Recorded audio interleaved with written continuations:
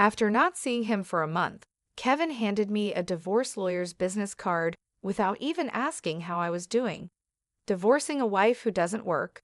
Pay me $2,000 a month as alimony. Sounds good. Take care, Kevin said with a chuckle, standing next to Julie, who was wrapping her arm around him, both wearing smug expressions. Fine, let's divorce then, I said so casually that Kevin seemed a bit surprised, but he quickly shared his smile with Julie. Good thing Olivia isn't much of a thinker. It makes my plan easier to execute. After the divorce papers were approved, I decided to start my revenge plan on both of them. I will make them regret this as a celebration of my recovery. My name is Olivia Wilde. I'm a 50-year-old illustrator, and I also work as a children's book author. I love drawing. I have 2 childhood friends, Kevin and Julie. They're important to me, and Kevin is also my husband. It all started when Kevin asked me out as I was heading to a different college after high school. I was surprised. I thought he was into Julie, but I couldn't say no to a confession from Kevin, whom I had secretly liked. After some thought and talking it over with Julie, I accepted Kevin's proposal. Julie's behavior had been problematic since our teenage years, but she was still a dear friend to both Kevin and me. However, Julie had a tendency to steal other people's boyfriends and then dump them once they became obsessed with her, causing problems repeatedly. Her parents were concerned, so Kevin and I often spent time with her to keep an eye on her. Kevin and I got married when we were 23. 5 years later, Julie introduced her fiancé, Paul, a professional working for a top-tier company. Nice to meet you, Olivia and Kevin. I've heard so much about you. Looking forward to our future together, Paul said politely when we met. We all got along well right away. During holidays and vacations, we would take trips or long train rides to enjoy some drinks together. However, things started to change after Julie got pregnant, 3 years into her marriage. Kevin and I had many siblings, so we were never worried about having our own children. We decided not to have kids. We both love kids but weren't interested in the responsibilities of raising them. Besides, we enjoyed our freedom to travel and have drinks. We often found it heartwarming to see families with children, but that was it. When Julie announced her pregnancy, Kevin's behavior began to change. He quit smoking because Julie couldn't stand the smell and even used his vacation days to drive her to doctor's appointments. I warned him, Paul might get upset if you're always with Julie. But Kevin argued back, you have work, don't you? She's our childhood friend and she need help. You're heartless, I said. I've been buying things and helping where I can, but going with her to the doctor is too much. Kevin frowned and then glared at me. Why? Because Julie wants it. She's anxious about the checkup. I can't just let her go alone if she's anxious. All the more reason for Paul to go with her, right? If you go with her every time, it's almost like you're the father of the baby, I replied. Jealous? You're not going to get pregnant anyway, so what's the problem? He snapped back. He didn't take my concerns seriously and started to get annoyed. We hardly ever fought during our marriage, but things changed when Julie got pregnant. Our arguments increased and didn't stop even after Julie gave birth. In fact, Kevin started spending even more time with Julie and their child, Lauren. But when Lauren was 5, an incident occurred related to Lauren's graduation ceremonies. The day before the graduation, Kevin suddenly started rummaging through the closet. Kevin, what are you doing? I have a meeting tomorrow, he replied. Kevin's workplace had a casual dress code, but there was a rule to wear a suit during client meetings, so he always kept a few suits ready. Now they were all thrown on the bed. No, just trying to decide what to wear for the graduation ceremony, he said, changing his answer. Are you really thinking of going to the graduation? Paul can't make it and Julie asked me, Kevin said. I was shocked and raised my voice without thinking. That's absurd, no matter how you look at it. Kevin's face turned sour immediately. I knew he sometimes picked Lauren up from kindergarten, and I had too when asked. But it seemed ridiculous for a childhood friend, who wasn't even her biological parent, to attend a graduation ceremony. Do you still doubt me and Julie? I'm disappointed that you can't even help out, Kevin said. That's not the point. Anyway, I'm attending the graduation tomorrow. So iron a shirt properly, Kevin said, ending the conversation abruptly and walking to the bedroom. I had no choice but to call Julie. Hello, Julie, about tomorrow. Ah, sorry about tomorrow. I'm borrowing Kevin, but won't Paul be upset about the graduation attendance? Olivia, what are you talking about? Obviously, I haven't told Paul that the graduation is tomorrow. I'll tell him after the ceremony, Julie replied. I was shocked to learn that Paul didn't know about the graduation schedule. Upon further questioning, it seemed that Julie hadn't informed Paul about any of the kindergarten events so far, and Kevin had been acting as the father of the kindergarten, which made me feel dizzy with its selfishness. Wait a minute, Julie. Isn't that extremely unreasonable? It's disrespectful to Paul, I said. What's wrong, Olivia? You're scary. Well, see you tomorrow, Julie said, hanging up the phone unilaterally. Trembling with anger, I still ironed a shirt, prepared a tie, and the next morning saw Kevin off to Lauren's graduation ceremony. Since then, Julie and Kevin started going out more frequently, from once a month to once a week, and then to 3 times a week. Eventually, even Paul seemed to have some suspicions. One day, while Kevin and Julie were out, he visited our house alone late at night. I'm sorry for visiting you late at night. There's something that's been bothering me. Is it about the two of them? Paul asked. Yes, I would like you to take a look at this, Paul said, showing me the GPS history he had installed in Julie's car. It showed that she had been staying at a hotel 3 times a week. All of those days she was out with Kevin. Just by looking at Paul's face, I understood what that meant. What do you want to do, Paul? I asked. I want to take revenge on those two, I said. Me too. I can't forgive them for betraying us after all this time, Paul agreed. We started planning our revenge in secret. First, I focused on increasing my income. Since I had been saving money by doing housework and taking care of Lauren, my income had decreased significantly. Paul switched to working from home. When Julie and Kevin would go out, he would bring Lauren to my house, and we would take care of her together. Neither Julie nor Kevin knew that we were aware of their affair, and we managed to gather solid evidence against them. Once we had collected enough evidence and were ready to take our revenge, we discovered a shocking truth about Lauren. Paul and I struggled with the decision, but we agreed that we didn't want to hurt young Lauren. So we decided to wait until she was an adult to take our revenge. However, even though we decided to wait for 12 years, I was struck with a serious illness that required long-term hospitalization. At best, I wouldn't be discharged for at least 3 years. Although I could work from the hospital room, it was clear that I would have to reduce my workload. After telling Paul about my situation, I consulted Kevin, but his reaction was indifferent, just like small talk. I'll visit you once in a while, he said. I felt that Kevin no longer cared for me, as he didn't even ask about my condition or the name of the disease. In reality, Kevin only visited once a month or once every 2 months. After Lauren's 17th birthday, she started acting strangely. Although she used to visit me almost every day right after I was hospitalized, she became distant after her birthday. Neither Paul nor I could figure out why.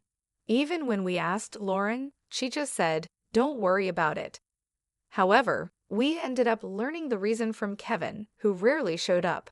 "Hey, it's been a while," he said casually, having completely changed into a flashy appearance. He walked in without knocking. After not seeing him for a month, Kevin just thrusts a divorce lawyer's business card at me without even asking how I was feeling. Divorcing a wife who doesn't work? Pay me $2,000 a month as alimony. That's the deal, so take care, Kevin said, grinning from ear to ear. Beside him, Julie wrapped her arms around Kevin, both wearing similar expressions on their faces. Fine, let's divorce then, I said. I agreed to the divorce casually, which surprised Kevin for a moment, but he quickly exchanged smiles with Julie. It was good that Kevin wasn't the type to think too deeply. That's why my plan worked so well. After I got the notification that the divorce was finalized from Kevin, I decided to start my revenge plan against the two of them. I was going to make them regret their actions as a way to celebrate my recovery. I immediately started to take action. First, I contacted Paul to arrange a transfer to a different hospital. Then, I informed my lawyer that they would be handling communications between us from now on. Paul also began to act. He moved near my new hospital with Lauren and started visiting me often. Lauren still looked sad, but I was happy she came to see me every day. Most of my belongings were already in the hospital room, so I told Kevin to get rid of the rest. I didn't want to keep anything that they might have touched in my new life.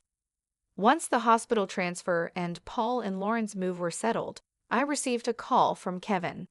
I had only been away from my phone for a few minutes, but there were already 50 missed calls. I answered the phone, feeling annoyed. What?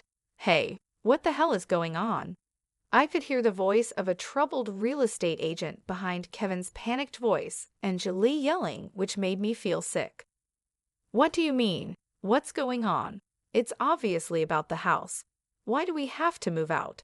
Kevin shouted at me as if it wasn't his fault at all. Coolly, I replied, obviously, because that's my house. Kevin seemed to have completely forgotten, but the truth was the house we lived in was a room I rented as a workspace when I started making a living as a freelancer.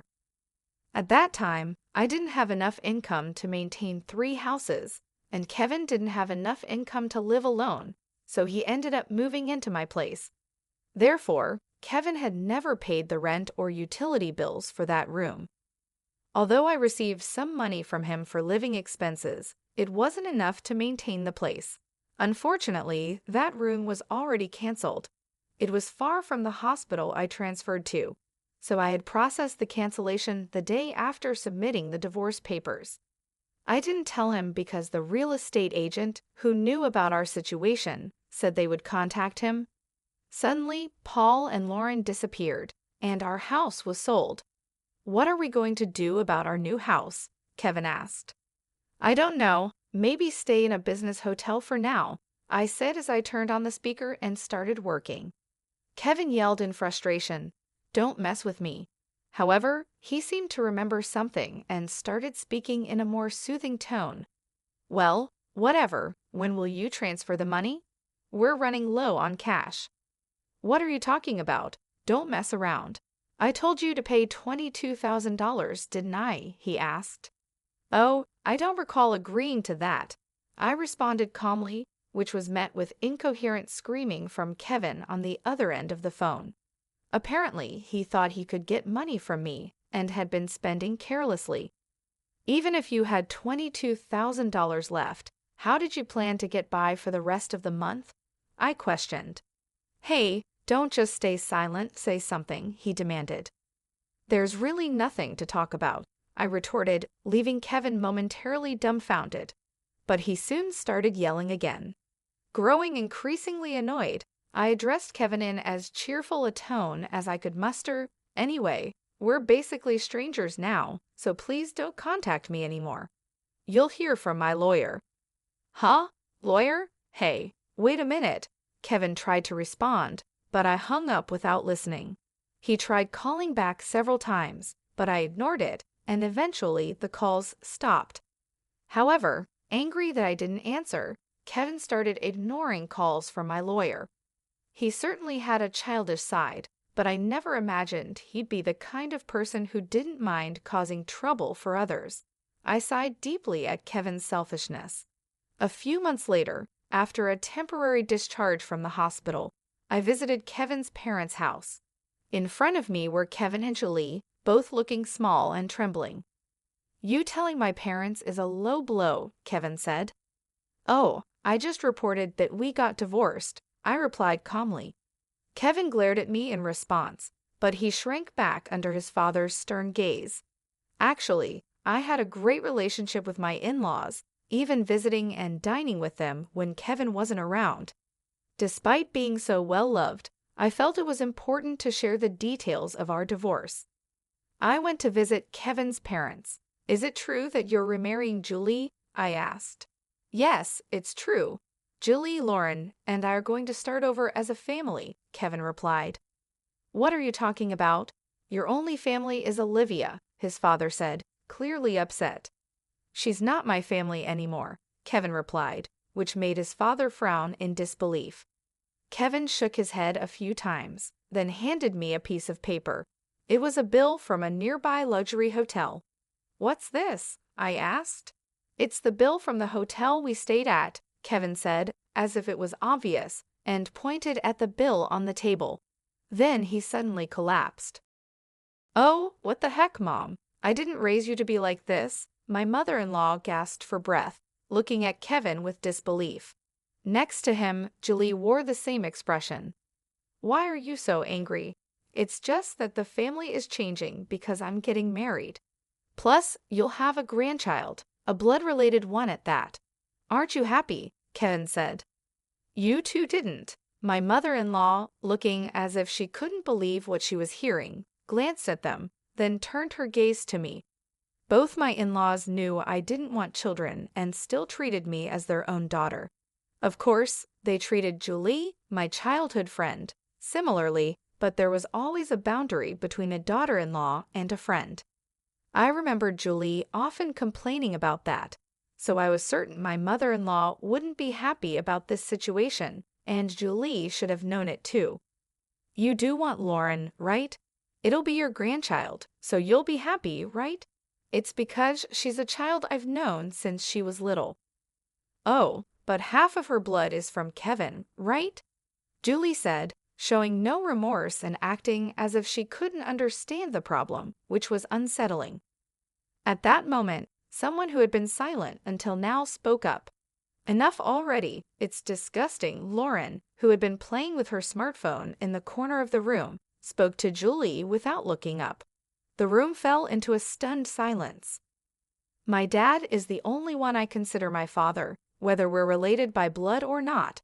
He's the only one. But you know, Kevin has always been the one to attend your school events," Lauren continued. "I heard everything from Dad, how he was always informed of the event dates after they were over, how eventually even the events themselves were kept from him.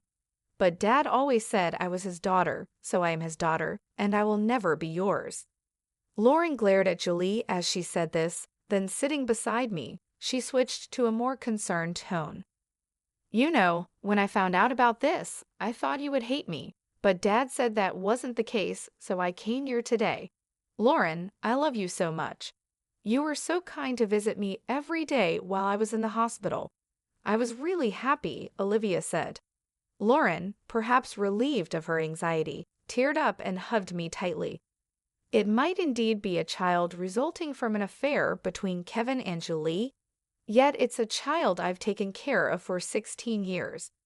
There's no way I don't have affection for her, I continued.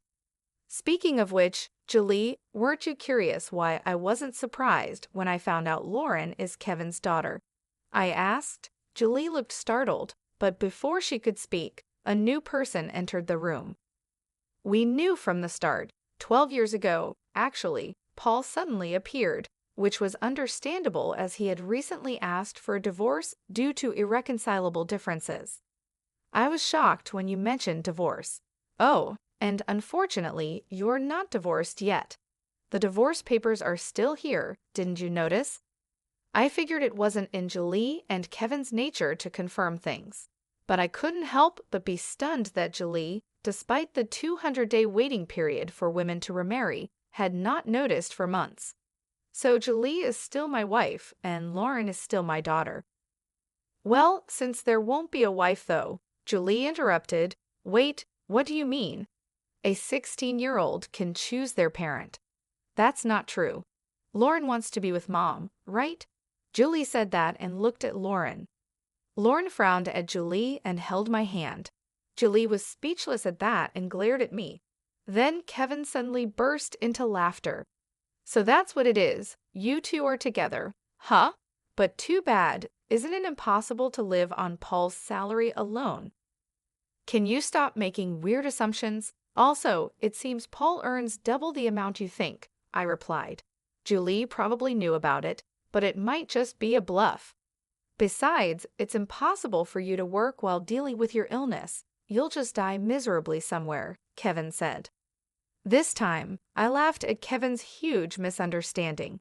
Seeing me laugh, Kevin started getting frustrated. You didn't know about my income, did you? It's probably just a bit more than a part-time job. No. It's different. My annual income is $800,000, I said. Kevin's eyes and mouth were wide open in shock. Julie was also stunned. In fact, over the past 12 years, I have become a popular children's book author, and my income has really gone up because of essays, interviews, and more. There's even a movie based on my books coming soon, so I'm earning even more. Oh, do you want to see this? I said, and showed Julie my bank account on my phone. It clearly showed a lot of money being deposited every month. Julie was speechless when she saw it. Olivia, let's make up, huh? Kevin said, sounding hopeful. What are you saying? Julie was angry at Kevin's words. I just watched them quietly, then finally spoke. Well, if you want to get married, feel free. Oh, and I'll definitely take the compensation for damages. Olivia, wait. Kevin called out, but I ignored him. I took Lauren's hand, said goodbye to my in-laws, and left their house. Kevin used to work at my father-in-law's company, but it was discovered he lied about going out for sales, and he was fired. My father-in-law planned to make him work on a friend's fishing boat, which was tough for Kevin, who preferred indoor work. He tried to contact me several times, but I always let my father-in-law know, and eventually, Kevin stopped calling. Julie lost custody of Lauren to Paul and got divorced. She seemed uninterested in Kevin, who couldn't afford luxuries anymore, and didn't chase after him. She was cut off by her family and lived alone in a rundown apartment. She hadn't worked since getting married and had always relied on others, so she found it hard to do things on her own. There were hardly any places that would hire her full-time, but she needed to pay for her living expenses and child support.